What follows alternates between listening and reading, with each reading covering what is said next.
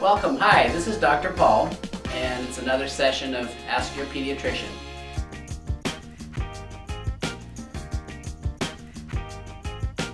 I want to now take the discussion to, should I let my baby cry? How long should I let my baby cry if I'm putting them to bed? Now this is a loaded question for a lot of people, and some people feel very strongly about it. And I want you to know that there isn't necessarily a right or wrong when it comes to, should you let your baby cry at all? If you do, how long? And things like that. Many of you have heard of this book, Solve Your Child's Sleep Problems by Dr. Ferber.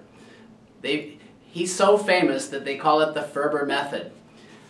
He's been misunderstood in that sometimes he's referred to as the cry it out doctor. The new addition to his book clears up a lot of the misconceptions about crying it out, and I highly recommend this book. It's kind of a Bible on sleep. It even has charts for how much sleep a baby should have based on their age. Newborns are sleeping about 16, 17, 18 hours a day. By the time you're a year old, it might be 10, 12, at the most 14.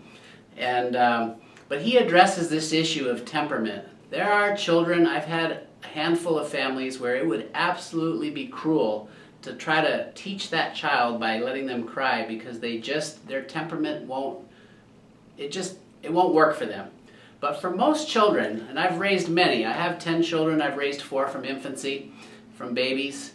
As your child is developmentally progressing, and let's say you have a toddler in the 1 to 2 year old age range, and they are trying to get your attention all night long, let's say, right? I mean, parents who are struggling with this, you know, they don't want to go to bed, they want to drink, they need to get up, they need to go to the bathroom, they need you to rock them, or if they're still on a bottle or breastfeeding, they need to be fed. And this can go on all night long. There are ways to have a little bit of training. Training is okay. There's another book that a lot of parents who just can't fathom letting their baby cry should know about. This one's called The No Cry Sleep Solution, and it's written by a mom and her experience with her child whose temperament and mom's own philosophy and parenting style really was such that she didn't want a lot of crying. It's a good read because it does give you some other ideas of how you can approach this. If you do want to train your child, I've been blessed with children who are very difficult to get to sleep. I'm going to show you a little illustration. Let's talk about the child who's maybe 2, 3, 4, 5 and won't stay in their room. So basically they're going to sleep and keep you awake and expect you to entertain them all night long. And I'm a working parent, and some of you who are working parents, that's just not practical.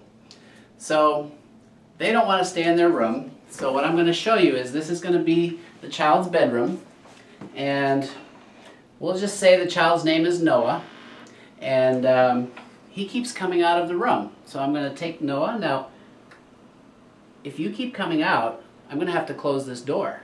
Oh, no, I won't come out, I won't come out. Okay, great, you stay in your room. Now, of course, Noah is actually petrified of being behind a closed door. His temperament is a little bit that way, and he's screaming. So I'm going to open it in just a minute. Okay, Noah, now I'm really going to leave this door closed if you keep coming out. Oh, I won't come out. So, we're good, right? But he comes back out. So I take Noah back in. I told you this is what was going to happen. We do a little training, a little bit more crying. Maybe it's 5 minutes. Open the door. Now I'll leave this open if you stay in your room. And you can see how as it progressively gets more and more intense for him, he cannot handle having that door closed. So eventually I can leave this door open and he's staying in his room.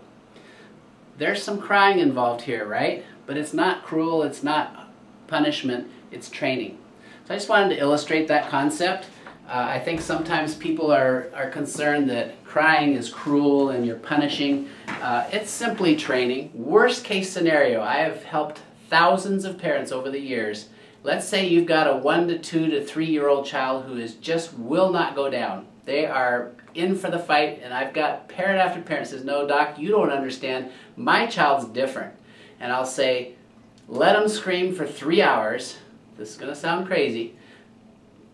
There's rarely a kid who will scream more than 3 hours the first day, hour and a half the second, half an hour the third, and Now you're going to check on them every 20 minutes, maybe 10 minutes if you can't handle that, but do it by the clock, not by how much they're screaming.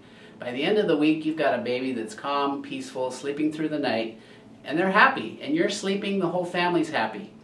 Be forewarned though, in a couple weeks, they'll test you again. I don't know what happens. They're fast asleep and they remember, oh, mommy used to get up with me, or whatever, you know what I mean? Who knows what they're thinking? And they'll scream again. And they're testing you, or perhaps they're ill. So, you know, if your child's not acting well, they're really irritable and they're out of character, they might be sick. They could have an ear infection. If they've got a fever, they certainly are sick. But be vigilant for the fact that they'll just remember. I mean, what baby doesn't like cuddling with their parents, nursing all night, or just being entertained? I hope that was helpful. This is Dr. Paul, and remember, I'm your pediatrician.